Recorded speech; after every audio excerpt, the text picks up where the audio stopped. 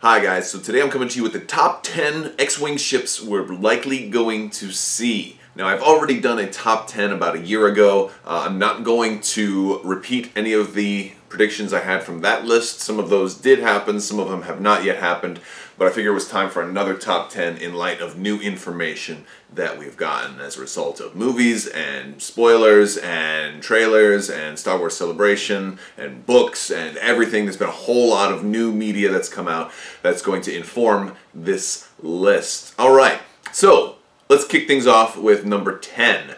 The Aurora class freighter. Now this freighter was seen most recently in an episode of Star Wars Rebels, accompanying two Mining Guild TIE fighters. This is a larger Mining Guild ship. It is kind of in between what would be considered a large ship or a huge ship, so it could probably fit the bill for either one, although my money would be on a large ship as opposed to a huge ship. But I think we may see this because, well, frankly, because it was in Star Wars Rebels, and therefore that kind of recanonizes the entire class of ship. Although I think they were also in the Clone Wars, so that would do it too. But it helps when something is shown in the current time frame, because they won't usually pull stuff straight out of Clone Wars unless it's also established in the new timeline as well, or in the new time frame. Next, straight out of the EU, the Chiss Clawcraft. Now, the reason I'm pulling something straight out of the EU is because Thrawn is now canon, so is the Chiss people, so are the Chiss people, so is Cilia, so is an awful lot of stuff, and with the Thrawn book, they've talked about the Chiss people. I think it's only a matter of time now before we start seeing them in other forms, especially with the new Thrawn book and everything that's happened in Star Wars Rebels. Also, Thrawn designed the TIE Defender. It's his specific design, and it does, you know, you could argue that the Chiss Clawcraft bears some similarities to that, and so that, you know, brings to mind the fact that you might see it. So I think we will see the Chiss Clawcraft.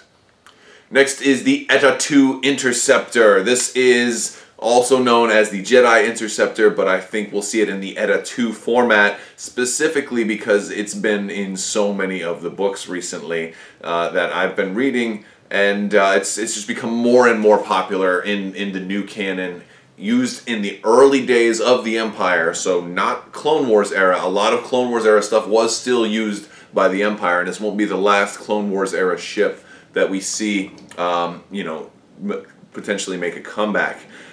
Vader flew an Eta II Interceptor as he was Darth Vader in the early days of the Empire, before the TIE fighters were fully manufactured and distributed, so it did see a lot of time during the Galactic Civil War. So the Eta II Interceptor, I think, may be coming. Next up, the TIE Reaper. The TIE Reaper is basically the TIE Striker, larger version that you saw in Rogue One. This is called the TIE Reaper. It has the ability to drop troops off. It can carry some crew. It might be a slightly larger but probably still small ship base. Although honestly, bases don't really mean anything now. It could be any type of base, whatever they wanted it to be. But this could be a crew and the support type ship, although we do have an awful lot of shuttle-based ships. And speaking of shuttles, you will not see Krennic's shuttle on this list because we got too many shuttles. Although in this one, it's more of an more of a fighter shuttle hybrid, so kind of like similar to the TIE Bomber, but perhaps a little more expensive with a little more guns. That's what I'm thinking.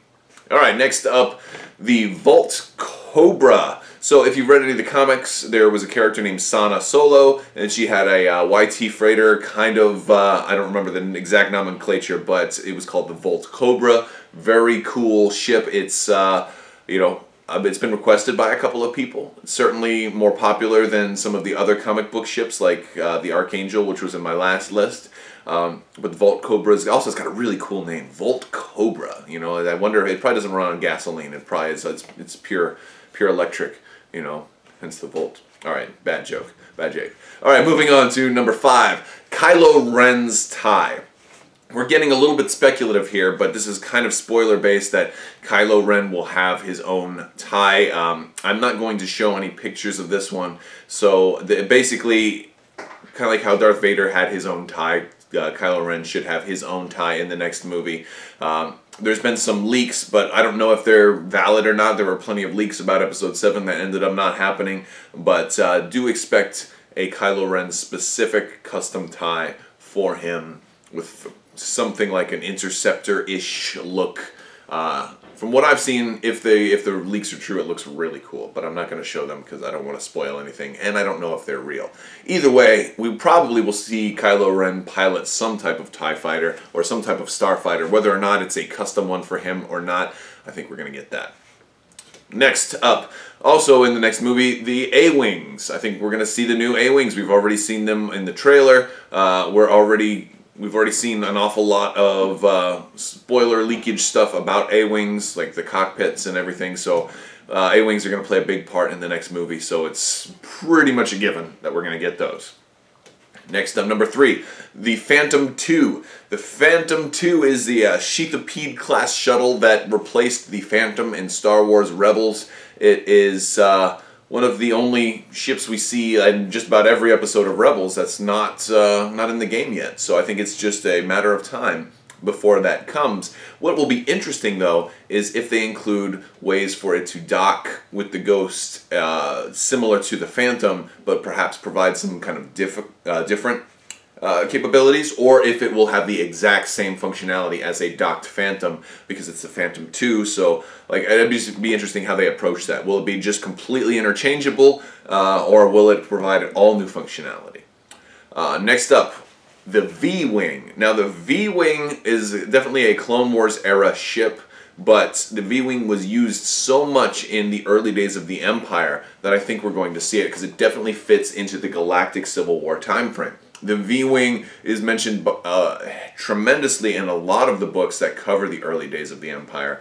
So much, in fact, even in the new Thrawn book, that it just makes me think that we're going to see it. The only thing that makes me think we might not is the fact that it doesn't start with the letters T-I-E. So if it's going to be an Imperial ship that's small, not called a TIE, I don't know if the game can handle that. Joking aside, the V-Wing at number 2.